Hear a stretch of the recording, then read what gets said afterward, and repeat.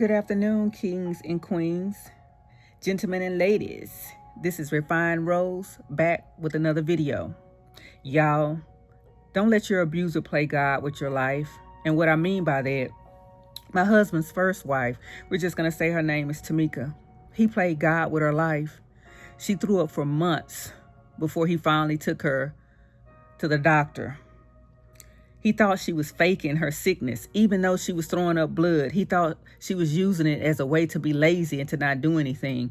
Well, she threw up blood for so long that she probably started to become anemic, because he said all she started to do was lay around the house and she barely even moved throughout the day. So he thought, oh shit, this is his word, I probably better make her a doctor's appointment. So he made her a doctor's appointment, got her to the doctor. And the doctor asked her what had been going on. She didn't want to talk. She didn't want to say anything. So he started talking for her, saying that, hey, she's been throwing up. She's been telling me she's been throwing up.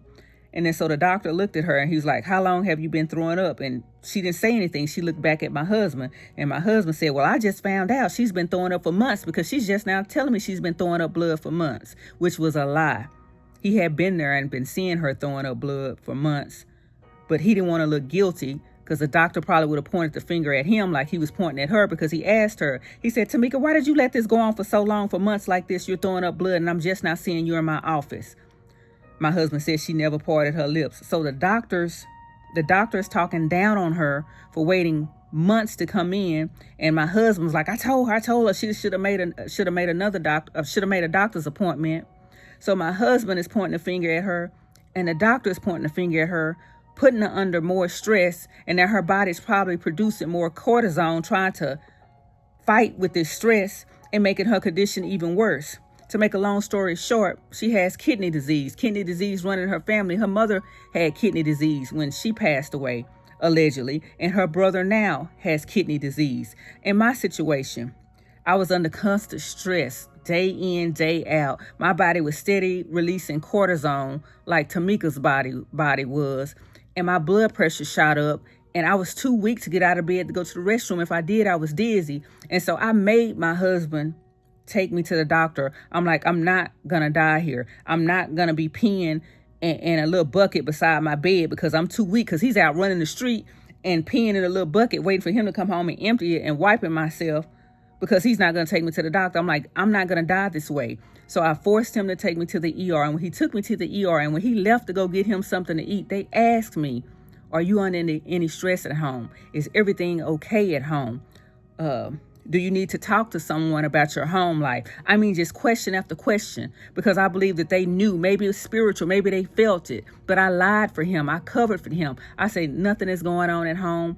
Everything's fine at home. My husband and I don't have any problems. I'm a heart patient. My blood pressure was too high. I think it was 210 over 190. So they admitted me immediately. And every time they tried to discharge me from the hospital to go home, my blood pressure shot sky high.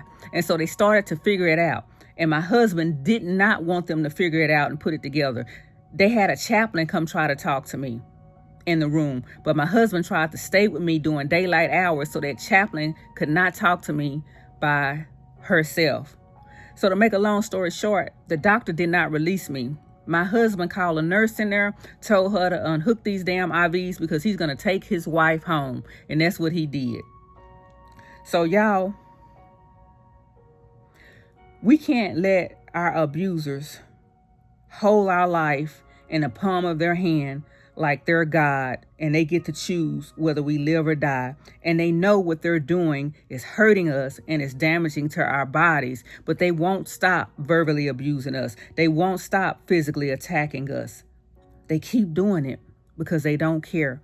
And they're going to keep doing it as long as we accept it. We need to take back control of our lives as the victims and leave them if it's safe to do so we can live another day, because they don't give a damn if we live or die. They just getting enjoyment off of torturing us. And like I said in other videos, their greatest joy is to see us in pain and suffering.